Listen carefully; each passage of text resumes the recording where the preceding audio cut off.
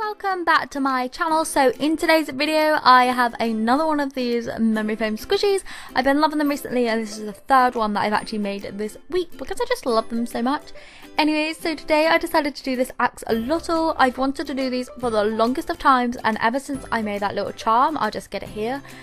Yeah, as you can see, that I kind of based it off the charm I made, as I absolutely love it and I just love axolotls and I have no idea why it's taken me so long to make one. So yeah, I'll just get straight on into it. So to start off with, I just took a really random piece of memory foam that I just had left over from a previous project, and this was just thrown in a storage box, and when I came across it I was like, I know what shape this could be. So what I did was I just drew out a rough kind of tadpole like shape onto one of the sides, and then I just started really cutting away. Now this piece of foam was completely odd, it was all different shapes and sizes. I think it was just an offcut from one of my bigger projects. But anyway, what I basically did was rounded off one of the edges almost like a ball, but then with an elongated tail which curved around to the side. I basically just kept this all on one bit so that I didn't have to glue any bits on, and I just basically just smoothed it all around, and I feel like I just said basically a lot. But as usual with my videos, you know I just ramble on. Like I said, I just went and smoothed it all out until I was really happy with the shape being nice and round on one end with the tail coming off the other.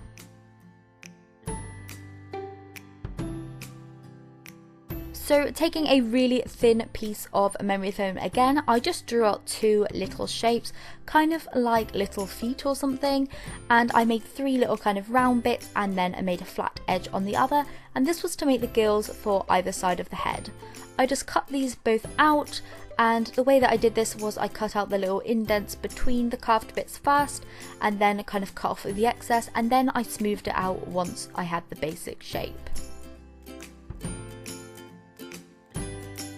As you can see here, I was then left with a piece like this, and I just went ahead and cut off the other one off camera. So I actually went and tried to stick these down with puffy paint. A lot of people had been suggesting this to me on my channel instead of hot glue, but it just wasn't having any of it and it just kept falling off. So I went back in with my hot glue because that's what I like to use, and I just used a very small bit of hot glue on a low heat setting so that it didn't burn through the foam, it didn't burn my fingers, and was just like a nice little blob that would still hold it in place. I also went ahead and did the exact same thing on the other side by popping a small bit of hot glue on and just sticking it to the very base of the head. Once I held both down and they were both nice and secure, I then went ahead and mixed up a light pink puffy paint, and I just spread this all over the very top of the axolotl. Now I did actually cover the gills and everything in that colour because I just made up a lot of it, so I felt like I just may as well use it up.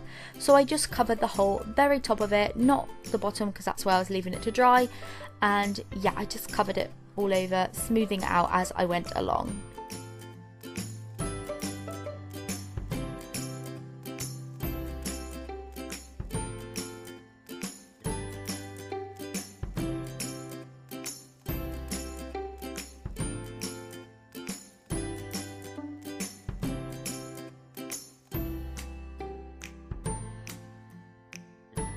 Once the layer of the top one had dried, I moved on and did the bottom, and then I left it to dry upside down, and this is the reason why I did it in two separate coats, so that I was able to get a nice even layer whilst it dried.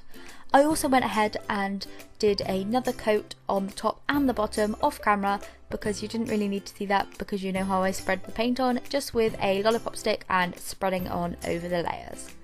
So the squishy now has two layers of the light pink in total, and once both of those were dry, I then went in with a darker, more fuchsia type pink, and then I just painted on the gills in this colour with a small paintbrush. I did the front and backs and really packed it on these to trap any kind of air holes that might be left on them, and I just basically painted them all in that nice pink colour.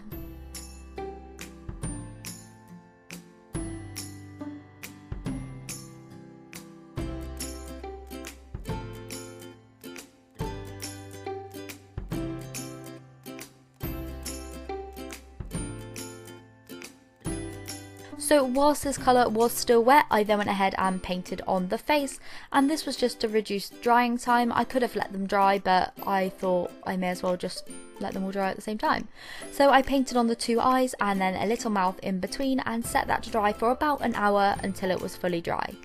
Once the eyes and the mouth and the little gills were dry, my squishy was then complete. So I'm so happy with this, and I'm now going to give you like a 3D tour of it so you can see it from all angles.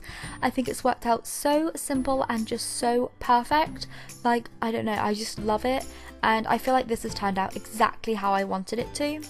The squishiness of this is absolutely fantastic. It's so slow rising, which is exactly what I love, and it's also so soft because the memory foam that I'm using is actually really squishy, and although it's not that slow rising, once you get a couple layers of paint on it, it just works out perfectly. And yeah, I'm just so happy. Like, look at this.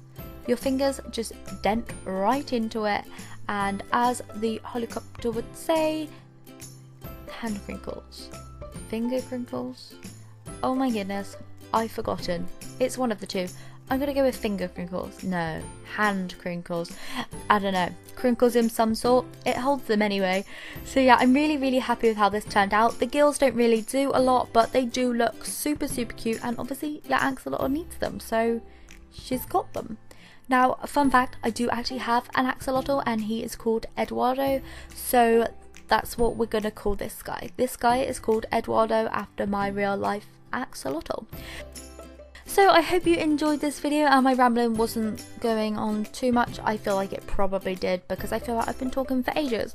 So yeah, I'm really enjoying doing these, like I said. I do want to go back to doing other techniques of squishies, so let me know down in the comments which ones you do want to see. And yeah, make sure to give this video a thumbs up if you liked it, and I'll see you in my next video. Bye!